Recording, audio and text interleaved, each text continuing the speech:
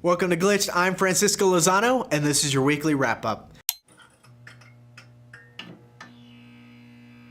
This Thursday, April 6th, Microsoft finally released information concerning the Xbox Scorpio. We still haven't gotten an official name, release date, or price point, but pretty much everything else is there. Digital Foundry actually made the reveal, not Microsoft itself. This is a tactic that really speaks to how focused Microsoft is on the tech and innovation that's going on within this machine, as Digital Foundry's main focus is tech, how it works, and what is the best.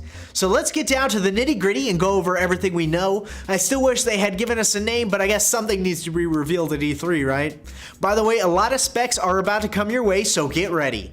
The Xbox Scorpio CPU clocks in at 2.3 GHz and has a GPU that comes in at 1172 MHz.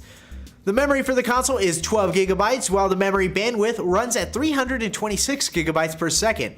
It will still have the 1 TB 2.5-inch hard drive and continue the legacy set by the Xbox One S by containing a 4K UHD Blu-ray drive. Oh, and for those curious whether or not your Kinect is going to work with the system, it's not. In the new console, there will be no port for the little thing, and Microsoft is no longer handing out these adapters for free.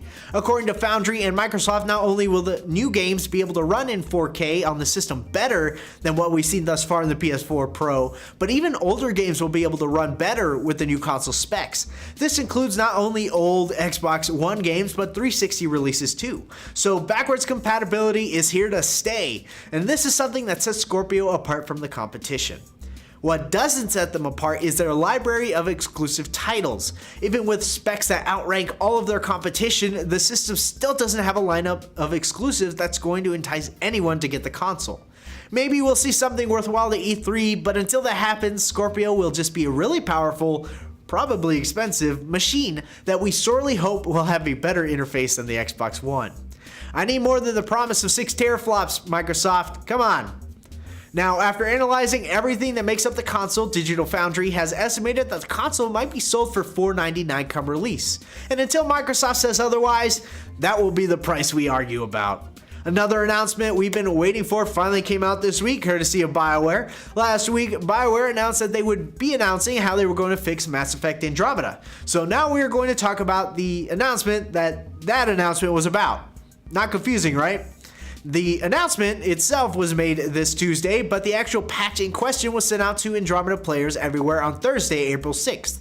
First, let's talk about what was included in this update, and then we'll discuss what they said they will be working on in the coming months. So far, they tackled these improvements: allowing you to skip ahead while traveling between planets. Praise, because that crap was annoying. They also increased inventory limits, decreasing the cost of remnant decryption keys, improving matchmaking and latency in multiplayer. They're also working on improving the appearance of eyes for humans and Asari characters, and localized voice over lip syncs. Plus, they fixed Ryder's movements when running in a zigzag pattern. Thus far, many have posted and stated that some of the changes are already starting to make a big difference, especially that eye fix.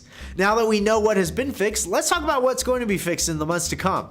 The upcoming patches look to improve the game by doing the following: adding more options and variety to character creator, improving the hair and general appearance of characters, working on the cinematic scenes and animations, improving male romance options for Scott Ryder, and adjusting conversations with Haley Abrams. Abrams is a transgender character within the game whose introduction and ongoing conversations with Ryder have upset many within the Mass Effect community. BioWare has acknowledged their mistake and stated the character was, quote, not included in a caring or thoughtful way. The developer continued to apologize to anyone who was hurt by the conversations and insisted that it was not their intent to represent the character in that way. The developer said they are hard at work to remedy the mistake. On a lighter note, PETA is mad once again, but big surprise, right? This time the activist group is targeting Nintendo for the cow milking game found in 1-2 Switch. The organization's president addressed the issue in a letter to Nintendo, which made its way onto the internet. The letter called the game unrealistic and basically went on to say how milking is cruel and that there needs to be more realism in the game to show the horrible nature of dairy farms. I just want to point out that this is a game, it's a video game. No actual cows are harmed by your, not close to real milking cows, by the way, squeezing of the Joy-Con controllers. Gold Circle Entertainment has acquired the rights to We Happy Few, and they seem to be working on the early stages of developing a movie. According to Variety, Compulsion Games is partnering with DJ2 for the project. We Happy Few was released as an early access game last summer and is still available on Steam. The game itself is set in an alternate reality where the government has all of its citizens high on happy drugs, as to hide the criminal activities and disgusting truths from its people. In the game, you play as a character who decides to rebel and not take your pills and deal with all that entails. This title got announced last E3 and ranked up there as one of the best in show of the week's announcements. There was no word yet on when the movie is going to be coming out, so for now we'll just have to be patient and see what comes from this deal.